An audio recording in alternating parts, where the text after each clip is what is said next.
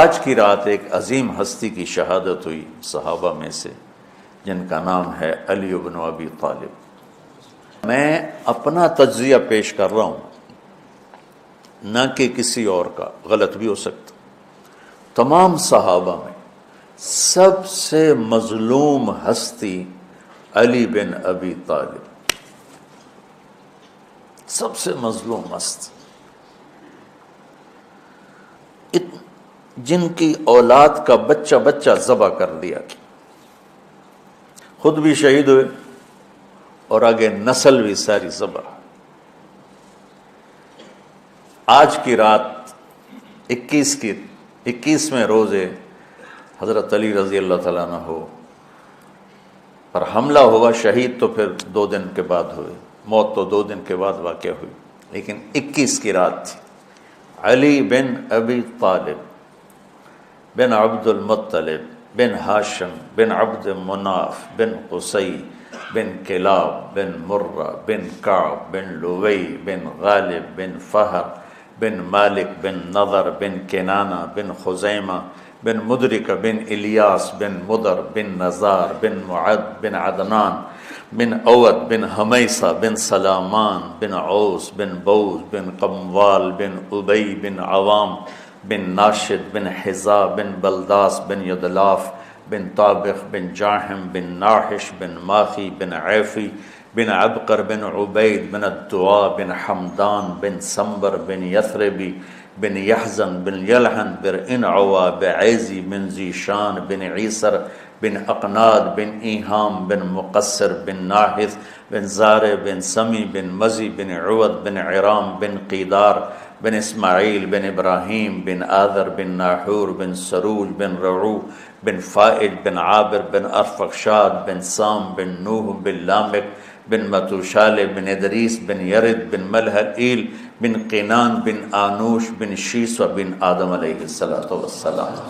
آج ہمارا جی چاہ کہ میں امیر المومنین کا نسب بیان کروں کہ آج ان کی شہادت کی رات ہے، شہادت کا دن ہے، کہ جب اہل شام نے الگ حکومت اپنی قائم کر دی، حضرت علی کے مقابلے میں اپنی حکومت کا اعلان کر دیا تحقین کے فیصلے کے بعد، اور اس پر خوارج کی ایک جماعت بن گئی، الگ ہو گئے، جنہوں نے پھر بڑی خوفناک جنگیں کی، بڑے زمانے تک وہ مسلمانوں کو نقصان پہنچاتے رہے۔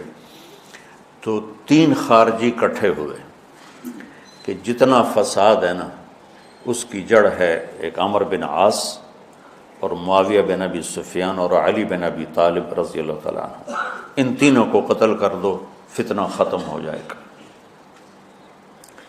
تو عمرو بن عاص اس دن آئے ہی نہیں، وہ مصر کے گورنر تھے، فجر کی نماز، تو جو ان کی جگہ آئے وہ مارے گئے، شہید ہو گئے۔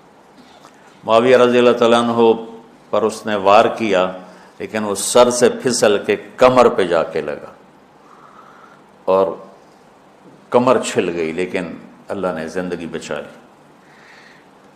تو عبد الرحمن بن ملجم جس نے حضرت علی کو شہید کیا، یہ آیا ہوا تھا کوفے میں، تو لوگوں نے کہا امیر المومنین یہ اس کے ارادے اچھے نہیں نظر آتے، تو اس کو ہم پکڑ نہ لیں۔ فرمان لگے تو مجھے پھر اللہ کی ملاقات کیسے ملے گی؟ میں تو تم میں نہیں رہنا چاہتا، میں تو اللہ سے ملنا چاہتا ہوں۔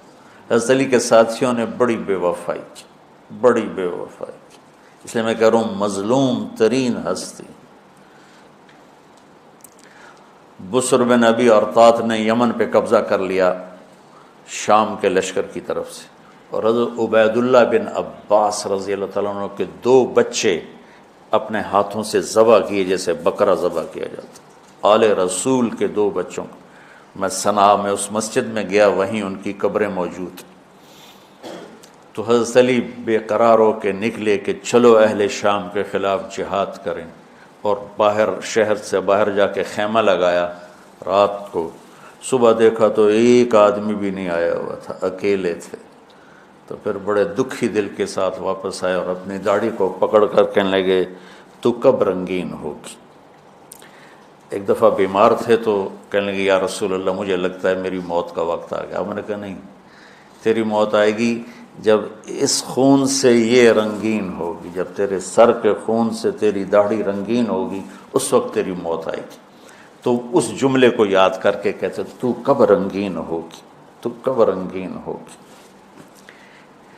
چونکہ ساتھی ساتھ چھوڑ گئے تھے تو شدید قسم کی بے وفائی کا سامنا ہوا۔ پھر آگے نسل ذبح۔ آپ نے حضرت حسین کا کربلا تو پڑھا ہوا، لیکن میں نے جو گلدستہ اہل بیت کے بعد میں نے جب پڑھا تو جو اس کمبخت ابو جعفر منصور نے آل حسن پہ ظلم توڑے، اللہ میری ہچکی لگ گئی روتے روتے۔ ان کی ساری اولاد کو آخر میں پہلی دردناک سزائیں دی، دردناک سزائیں دی، اور پھر ان سب کو ایک کمرے میں بند کر کے چاروں طرف سے کمرہ ٹائٹ کر دیا، ہوا بند کر دی، گھٹ کے سارے شہید ہو گئے، اس کے تڑپ تڑپ کے سب اس میں شہید ہو گئے۔ اس لیے میں کہہ رہا ہوں سب سے مظلوم ہستی ہیں علی بن ابی طالب۔ تو فرمانے لگے اس کو پکڑو گے تو میں شہید کیسے ہوں گا۔ پھر ایک دن دیکھا کہ لوگ گھر گوار پہرا دے رہے تھے۔ آپ نے کہا کیا کر رہے ہو؟ کہا جی وہ آپ کا خطرہ ہے، پہرا دے رہے ہیں۔ کہنے لگے کس سے دے رہے ہو؟ زمین والوں سے، آسمان والوں سے؟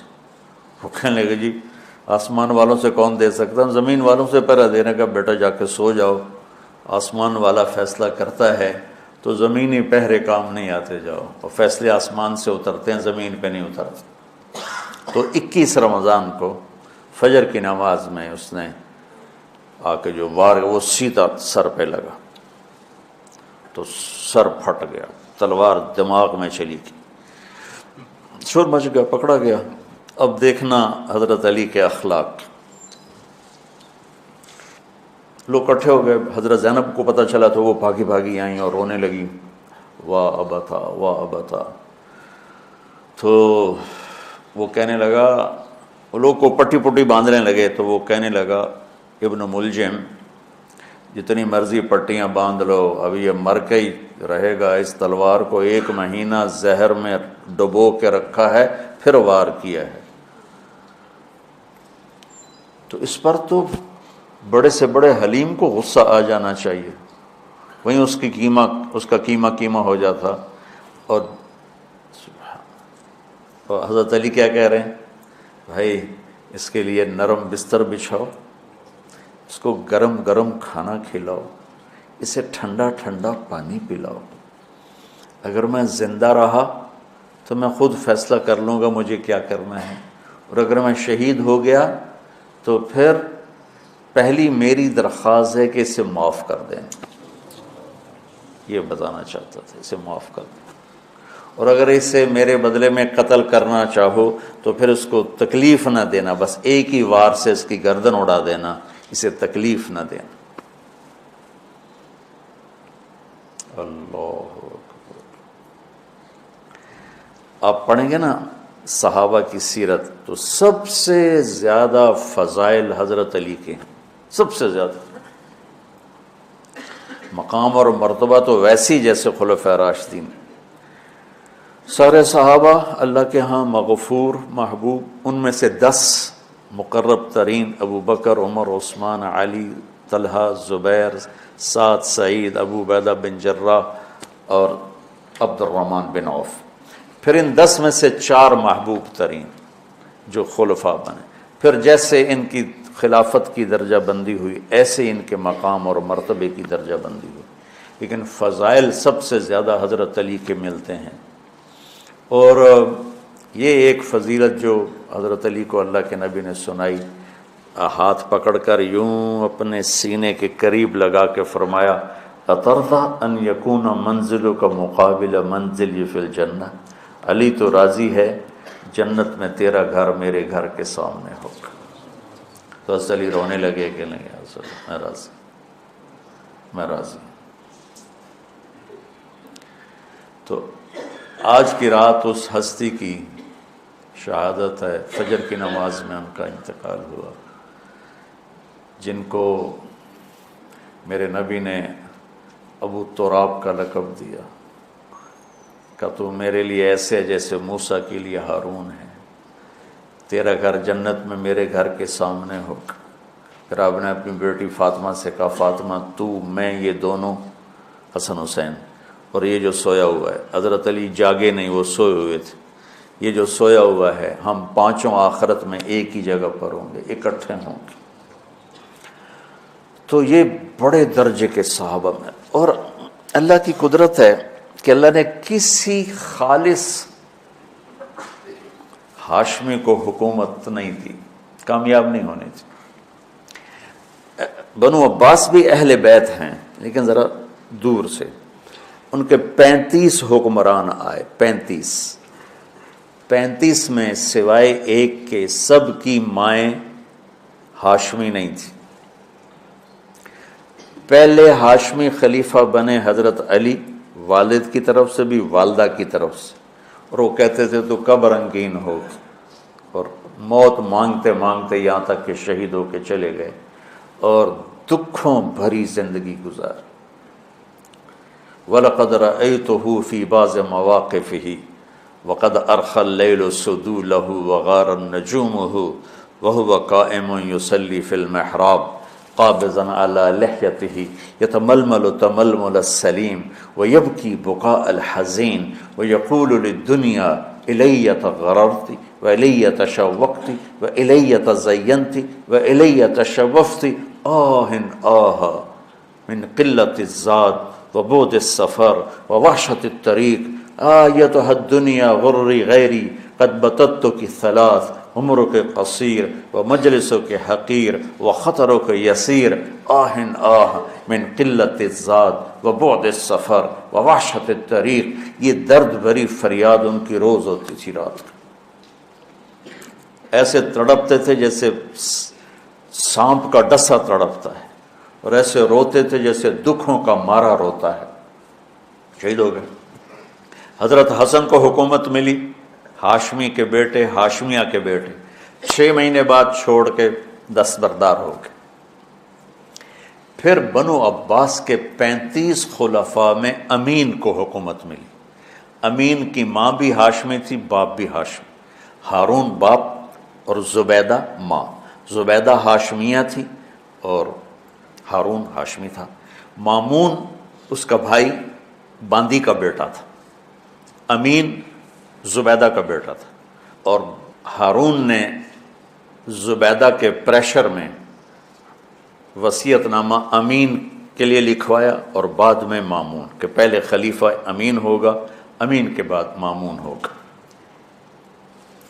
امین کو 2 سال کے بعد مامون نے قتل کروا دیا اور حکومت پہ قبضہ کر لی۔